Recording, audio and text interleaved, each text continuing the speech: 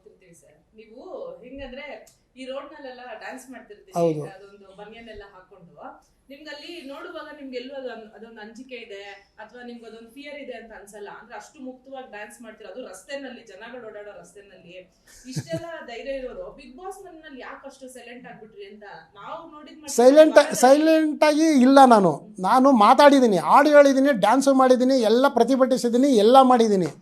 ಇಲ್ಲಿ ಕೆಲವೊಮ್ಮೆ ಏನಾಗುತ್ತೆ ಅಂದರೆ, ಕೆಲವೊಂದು ಸೀರಿಯಲ್ ಆರ್ಟಿಸ್ಟ್ಗಳಿರ್ಬೋದು, ಕೆಲವೊಂದಲ್ಲಿ ಬ್ಯೂಟಿ ಕ್ಯೂನ್ಗಳಿದ್ದಾರೆ, ಕೆಲವರು ಬ್ಯೂಟಿ ಪ್ರದರ್ಶನ ಮಾಡೋಕ್ಕೆ ಬಂದಿದ್ದಾರೆ, ಕೆಲವರು ಮಾತಾಡೋಕ್ಕೆ ಇದು ಮಾಡ್ತಾರೆ. ಅವರು ಫೋಕಸ್ ಮಾಡಿ ಎಡಿಟ್ ಮಾಡಿ ಅವ್ರನ್ನ ಮಾತ್ರ ತೋರಿಸಿದ್ರೆ ಕರ್ನಾಟಕ ಜನತೆಗೆ ನಂದು ತಪ್ಪು ಅಲ್ವೇ ಅಲ್ಲ. ಯಾಕಂದರೆ ನನ್ನಲ್ಲಿ ಕಲೆ ಇದೆ, ನನ್ನಲ್ಲಿ ಪ್ರತಿಭೆ ಇದೆ, ನಾನು ಹಾಡು ಹೇಳ್ತೀನಿ, ಡ್ಯಾನ್ಸ್ ಮಾಡ್ತೀನಿ, ಎಲ್ಲ ಮಾಡ್ತೀನಿ. ನೀವು ಅಲ್ಲಿ ಇರ್ತಕ್ಕಂಥ ಜನತೆಗೆ ಬರೀ ಕೆಲವೊಂದು ಮಾತ್ರನೇ ನೀವು ತೋರಿಸಿದ್ರೆ ಜನತೆಗೆ ಹೆಂಗೆ ಗೊತ್ತಾಗುತ್ತೆ ಅಲ್ವಾ? ಈಗ ನೀವು ನನ್ನ ವೀಡಿಯೋಗಳನ್ನ ನೀವು ಪ್ಲೇ ಮಾಡ್ತೀರಾ, ವೀಡಿಯೋ ಮಾಡಿದ್ದನ್ನು ಕಟ್ ಮಾಡಿ ಬೇರೆದನ್ನು ತೋರಿಸಿದ್ರೆ ನಾನೇನು ಮಾಡೋಕ್ಕಾಗುತ್ತೆ?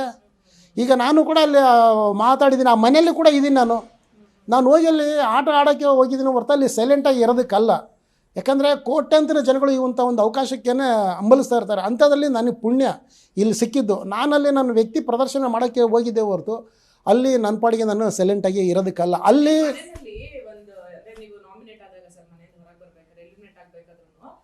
ಕೆಲವರು ಹೇಳ್ತಾರೆ, ಅಂದ್ರೆ ಅಮಿತ್ ಅವರು ನಿಮ್ ಜೊತೆ ಇದ್ದಿದ್ದಕ್ಕೆ ಎಲಿಮಿನೇಟ್ ಆದ್ರು, ಅಂದ್ರೆ ನೀವು ಸೈಲೆಂಟ್ ಆಗಿದ್ರಿ, ಅಮಿತ್ ಸೈಲೆಂಟ್ ಆಗಿರಕ್ ಬಿಟ್ಬಿಟ್ರಿ, ಇಲ್ಲ ನಿಮ್ ಜೊತೆ ಇರಲಿಲ್ಲ ಅಂದ್ರೆ ಅವ್ರು ಎಲಿಮಿನೇಟ್ ಆಗ್ತಾ ಇರ್ಲಿಲ್ಲ ಅಂತ ಹೇಳ್ಬಿಟ್ಟು ನಿಮ್ಗೆ ಅನ್ಸುತ್ತಾ ಹಾಗೆ? ಇಲ್ಲ ಮೇಡಮ್, ನನಗೆ ಆ ಥರ ಅನಿಸಲ್ಲ. ಯಾಕಂದರೆ ಈಗ ನಾನು ಬಂದ್ಬಿಟ್ಟು ಆಯ್ಕೆ ಮಾಡ್ಕೊಳ್ಳುವಾಗ ನನಗೆ 74 ಮಾರ್ಕ್ಸ್ ಬಂದಿತ್ತು. ಇನ್ನೊಂದು ಮಾರ್ಕ್ಸ್ ಬಂದಿದ್ದರೆ ನಾನು ಒಂಟಿಯಾಗಿ ಆಟ ಆಡ್ಬೋದಾಗಿತ್ತು. ನನ್ನ ಹೇಳೋದು ಒಂದೇ, ನಾನು ಇಲ್ಲ ಒಂದು ಕಡೆಗೆ ನಾನೇ ಅಮಿತ್ ಅವ್ರನ್ನ ಆಯ್ಕೆ ಮಾಡ್ಕೊಳ್ಳೋದ್ರಲ್ಲಿ ಎಡು ಬಿದ್ದನೇನೋ ಅಂತ ಹೇಳ್ಬಿಟ್ಟು ನನಗೆ ಇದಾಗುತ್ತೆ. ಯಾಕಂದರೆ ಇನ್ನೊಬ್ಬರನ್ನ ಯಾರಾದರೂ ಆಯ್ಕೆ ಮಾಡಿದರೆ ನಾನು ಗೆಲ್ತಿದ್ದೇನೆ ಅನ್ನೋದು ನನ್ನಲ್ಲಿ ಯಾವಾಗಲೂ ಮನಸ್ಸಲ್ಲಿ ಕಾಡ್ತಾ ಇರುತ್ತೆ.